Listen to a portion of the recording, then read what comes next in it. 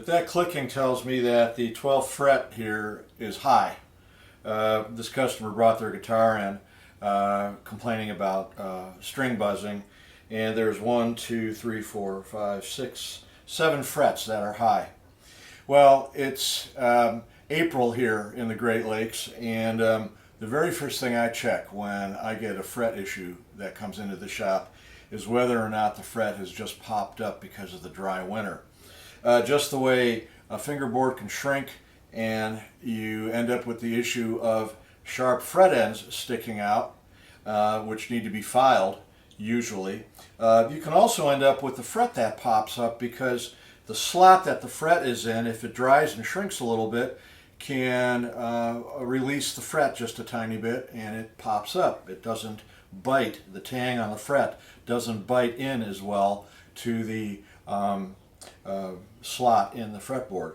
So before you ever take a file or a dressing stone to say level all the frets and remove precious metal, which you want to avoid doing as often as you can, first make sure that the fret just hasn't popped up because the fretboard got dry and it was shrinking. So with number 12 here, let's see what a little bit of application with the old fret hammer is going to do.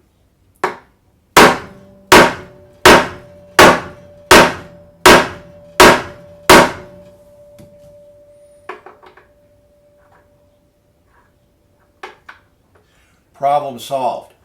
So instead of filing, which is what some people do right away, make sure that the fret hasn't popped up and it just needs to be reseated, which is what I did with a couple taps of the hammer, saving that fret from any filing and also saving the customer a fair amount of expense.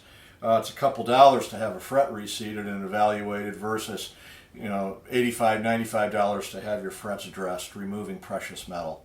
So that's the tip on high frets and what you should do to evaluate them.